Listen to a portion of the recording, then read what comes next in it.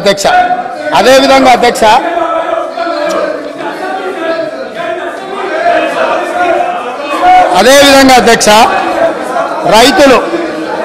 రైతుల గురించి అధ్యక్ష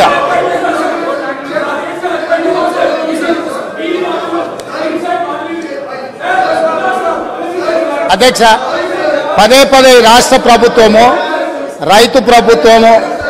రైతును రాజును చేసినామని మాట్లాడుతుంటది అధ్యక్ష. నేను కొన్ని వాస్తవిక విషయాలు ఈ రోజు నేను మీ ముందుకు తీసుకురాదలుచుకున్నాను అధ్యక్ష. రాష్ట్రంలో రైతుల ఆదాయం పెరిగింది, రైతుల ఆత్మహత్యలు తగ్గినాయి, రైతుల వలసలు తగ్గినాయి, రైతులు పండించిన పంటకు గిట్టుబాటు ధర ఇస్తున్నాము, సాగునీటి ప్రాజెక్టులు నిర్మించడం ద్వారా 1 కోటి ఎకరాలకు నీళ్లు ఇచ్చినామని పదే ఆనాటి ప్రభుత్వం ఈనాటి వరకు ఒకే అంశాన్ని పదే ప్రస్తావిస్తున్నారు అధ్యక్ష. నేను కొన్ని వాస్తవ విషయాలను ఈరోజు మీ ముందు పెట్టదలుచుకున్నాను అధ్యక్ష. ఈరోజు దేశంలో ఉన్న రాష్ట్రాలలో రైతుల యొక్క ఆదాయం గురించి మనం చర్చించినప్పుడు తెలంగాణ రాష్ట్రము ఈ దేశంలో ఉన్న రాష్ట్రాలలో రైతు ఆదాయంలో 25వ స్థానంలో ఉంది. ఇది నేను చెప్పడం లేదు అధ్యక్ష.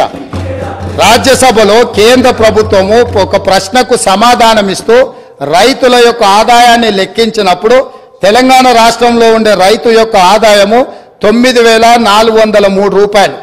అంటే ఇది మొత్తం దేశంలో ఉన్న అన్ని రాష్ట్రాలలో 25వ స్థానం. అత్యధికంగా రైతు ఆదాయం ఉన్న రాష్ట్రం ఏదో తెలుసా అధ్యక్ష? మేఘాలయ 29,348 రూపాయలు. అంటే రైతు ఆదాయంలో 25వ స్థానంలో ఉన్న తెలంగాణ రాష్ట్రము ఆనాటి పాలకులు ఈ రాష్ట్రంలో రైతులు బాగున్నారు, బాగుపడ్డారు అని ఏ రకంగా చెప్తారో ఈరోజు వాళ్ళకి చెప్పాల్సిన సమాధానము వాళ్ళు ప్రజలకు చెప్పాల్సిన అవసరం ఉన్నది అధ్యక్ష. అదేవిధంగా అధ్యక్ష రైతులు ఎన్సీఆర్బి లెక్కల ప్రకారము దేశంలోనే మొదటి స్థానము లేదా 2వ స్థానంలో ఈ 10 సంవత్సరాలు రైతు ఆత్మహత్యలల్ల ఎప్పటికప్పుడు మొదటి 2 స్థానాలలోనే తెలంగాణ రాష్ట్రం ఉంది. 8,000 చిల్లర రైతులు ఆత్మహత్యలు చేసుకున్నారని ఎన్సీఆర్బి లెక్కలు చెప్తున్నాయి అధ్యక్ష. రాష్ట్ర ప్రభుత్వమే రైతు బీమా పథకం తెచ్చినము అని గొప్పగా చెప్పుకున్నారు అధ్యక్ష. రైతు బీమా పథకంలో సార్ నేను చెప్పకముందే ఎందుకు లేస్తున్నారు సార్ వాళ్ళు? ఎందుకా ఉలికిపాటు? రాష్ట్ర ప్రభుత్వం తీసుకొచ్చిన రైతు బీమా పథకానికి సంబంధించిన నివేదిక 2018 ఆగస్టు నెలలో ప్రారంభించిన రైతు బీమా పథకంలో అర్హులు ఎవరో తెలుసా అధ్యక్ష? 18 సంవత్సరాలు నిండిన వాళ్ళు, 60 సంవత్సరాల లోపట ఉన్నవాళ్ళు. ఎంతమంది రైతులు చచ్చిపోయినారో తెలుసా అధ్యక్ష? వీళ్ళ లెక్కల ప్రకారము నెంబర్ ఆఫ్ క్లెయిమ్స్ వచ్చేసి నెంబర్ ఆఫ్ డెత్స్ వచ్చేసి 1,21,965. ఇప్పటి వరకు వాళ్ళకు వచ్చింది 1,19,081. అంటే 2018 నుంచి 2023 ఆగస్టు నెల వరకు 1,21,000 మంది రైతులు చచ్చిపోయినరు. ఏ వయసు ఉన్న వాళ్ళు? 18 సంవత్సరాలు పైబడిన వాళ్ళు, 60 సంవత్సరాల లోపల ఉన్న వాళ్ళు. అంటే ఇవి ప్రభుత్వం చేసిన హత్యలు కాదా అని నేను అడుగుతున్నా అధ్యక్ష. ఇదా రైతు ప్రభుత్వం?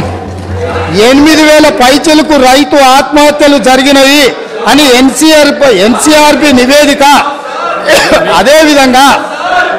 అదేవిధంగా ఈరోజు ఈ రకమైన రైతు ప్రభుత్వము, ఇది రైతు ప్రభుత్వమా? ఈ ప్రభుత్వంలో లక్షల మంది చచ్చిపోతుంటే రైతు ఎందుకు చచ్చిపోతాడు అధ్యక్ష? రైతు బ్రతికుండడానికి సహకరించాలి ప్రభుత్వం. రైతు బ్రతికుండడానికి ఏ రకంగా ఆదుకోవాలో ప్రణాళికలు ఉండాలి.